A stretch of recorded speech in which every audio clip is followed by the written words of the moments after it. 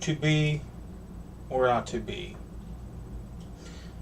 Fucked up day or not fucked up day? That is the question. um, Today wasn't too bad a day. Yeah, my back was a little sore, but it's getting better again. Um, Turned around.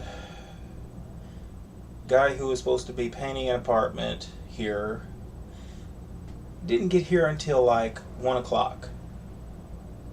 Thankfully, he was on the spot on getting everything done and got it done very quickly.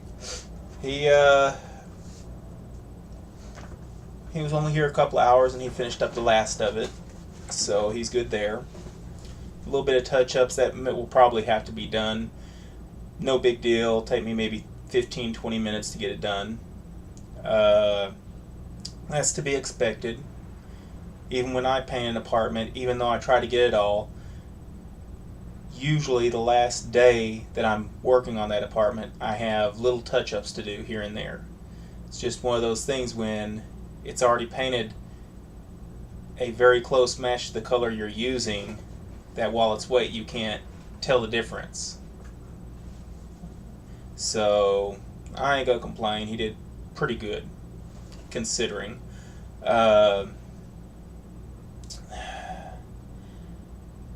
Got the 2 apartments I have been working on at the same time by myself. Got those done as far as the renovations go. Lady that was supposed to clean the second apartment, I'd already gotten the other one done. She said she had an appointment this morning and was going to be available this afternoon to finish it or to do the cleanup for me. And she never got in touch with me. And when me and my boss tried to call her, it went straight to voicemail. So don't know what's happening with that. This morning, what happened this morning? Oh yeah, the car accident I told you about last night. Update on that. After I posted the video last night, the lady messaged me and she had come home from the hospital. They said she sprained her wrist, and I think she said she bruised her knee or something like that. But beyond that, she's okay. Unfortunately, she has also lost her job. I found out a little while ago. So she's really hurting financially, so I'm going to try and give her some work that she can do, even though she has that sprained wrist. I like to try and help people who need help, if at all possible. So I'll probably work with her on that. Her insurance called me this morning, and they were asking me if I could, there was a way I could give them a copy of the video from the accident, my security camera footage. So I got the email for that and sent them the video, and it was real weird. And then this evening, the lady had asked me if I could send her a copy of the video as well, because she wanted to see exactly what happened from other people's point of view and make sure what she was remembering was correct. So I went ahead and sent her that, and she's like, wow, that's crazy. I can't believe she did that.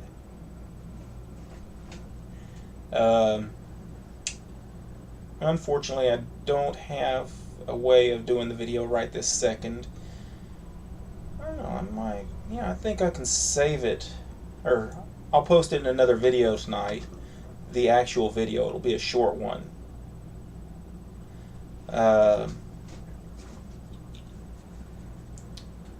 I've downloaded the video off the DVR onto a flash drive as a DVI image, and I'll just share that. I think I can do that on here.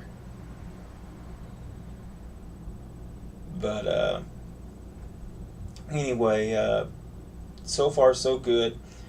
I went to go down to our other building where had to finish up that apartment down there as far as putting the blinds up and getting my tools and stuff out of there. And before I even got there, I had noticed a bunch of cop cars right in front of our building. There was like two parked in front of our building, another one's kind of parked in the street and at the curb, just kind of turned in there at an angle.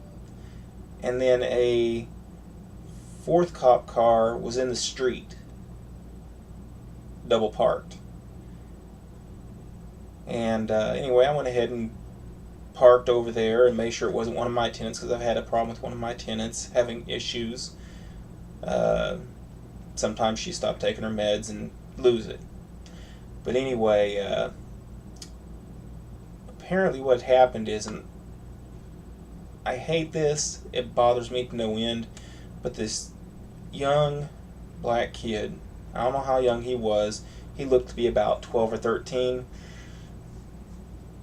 He apparently had some kind of psychotic episode, psychotic break.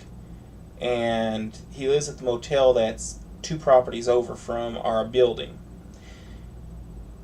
And he had stabbed somebody, I guess across the street or down the street. And I don't know the full details if the person was seriously injured or not, or what, but I was in the apartment when they put the... okay, that was weird what that camera just did. Anyway, I was in the apartment when they put him in the cop car. And literally, I could hear him screaming in the cop car incoherently and kicking on the windows. And I was like, good God.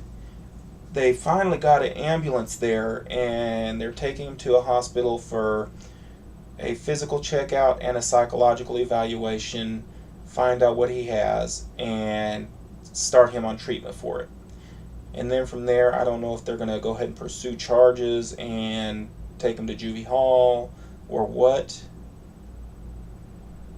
For his sake, I hope they go ahead and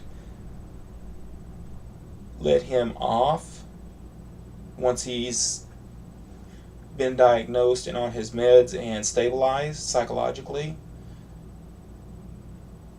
But at the same time, it's like I feel he should at least have to do some time in juvie hall for what he did. And it's kind of a mixed feeling there. It's kind of frustrating. What do you do? You know? Because what he did was very bad, you know? It's just one of those things. And it's not for me to decide. So, you know, all I can say is thank God I'm not in the DA's spot to do that, or the cops, or anybody else's, because I would be at a loss of what to do. Okay. My camera's doing funny stuff tonight. Let's see if that changes it. There we go. I don't know why it does that. But anyway, yeah. Tomorrow I gotta take the old lady, and when I say old, I mean old. Gotta take her to the dentist. That's gonna be fun for her, not. Gonna be frustrating for me. She had some teeth that were a lot of teeth that were very bad. And it wasn't from lack of brushing or anything. It was because she used to be into drugs. And she hasn't messed with drugs in God knows how many years. It's been probably 20 or 30 years. But it messed her teeth up. And she had a few remaining teeth. But what had happened is she finally got her partials, and she was overweight from her stroke here in 2011. Just before Christmas 2011 she had the stroke. And they put her on steroids. And they helped. She's recovered significantly, but she still has that weakness that stroke victims have. But anyway, while she's on the steroids, she ballooned up. They took her off. She went on a diet, started losing the weight, and was doing good. And then her health took a turn for the worst. I mean, no energy to speak of or anything, and they finally figured out what it was. It was several things, okay? She had had a blood clot in her lung. It already made it halfway through one part of her heart, and it got caught in the lung. Thankfully, they caught it in time before it went back into her heart, which would have killed her. And then that was this part of the issues that was going on. Asthma. They discovered she had asthma. And then they also discovered she had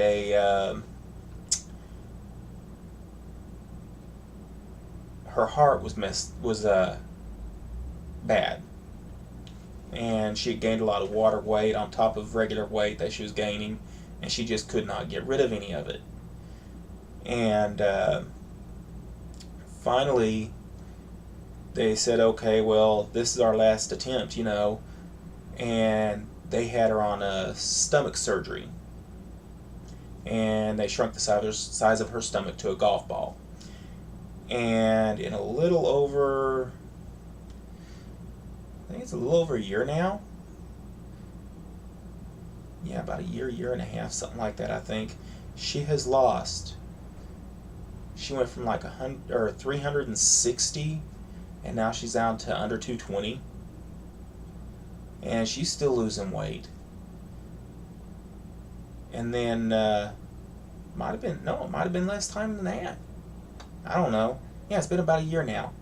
She has actually exceeded the doctor's expectations of how fast she would lose weight after the surgery.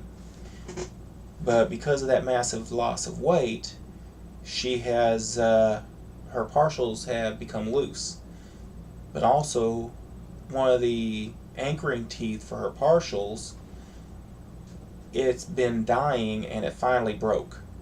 So they are pulling the tooth that broke off, and they are also taking her partials and having another piece added to it to cover for that missing tooth now. Kind of sucks.